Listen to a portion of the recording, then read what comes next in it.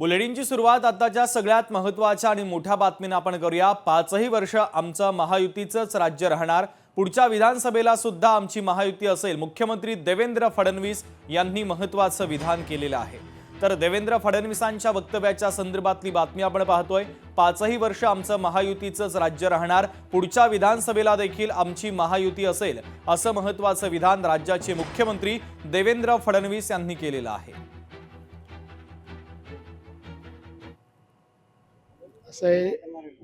एक गोष्ट तुम्हाला सांगतो, ऐकीव गोष्टींवर मी कधीच प्रतिक्रिया देत नाही आणि आमचं एक तत्व पक्का आहे।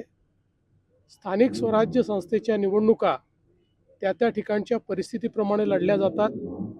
मात्र राज्यामध्ये तीनही पक्ष आम्ही एकत्रित आहोत। आमची महायुती आहे, ही महायुती कायम राहणार आहे। 5ही वर्ष आमचं महायुतीचं राज्य राहणार आहे आणि 5 वर्षानंतरही जेव्हा आम्ही विधानसभेच्या निवडणुकीला किंवा लोकसभेच्या निवडणुकीला सामोरं जाऊ, तेव्हाही आमची महायुतीच तुम्हाला पाहायला मिळेल। काँग्रेसकडून खोट्या आकड्यांचा धुमाकूळ। काँग्रेसचा नगराध्यक्षाचा आकडा 26 ता 41 कसा झाला? आमदार चित्रा वाघ यांनी आता काँग्रेसला खोचक सवाल उपस्थित केला आहे। खोटं बोलून स्वतःची पाठ थोपटवून घेण्यात काँग्रेसचा हात कोणीच पकडू शकत नाही, हे खरं आहे।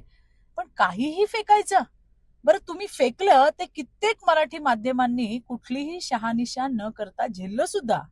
कमाल झाली बुवा।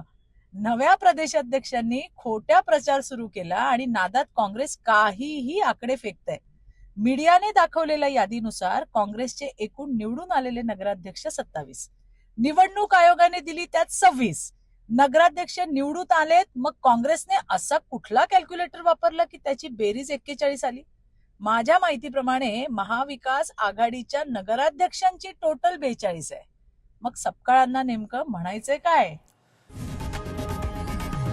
लोकशाही मराठी ऐका, पहा, जागरूक रहा।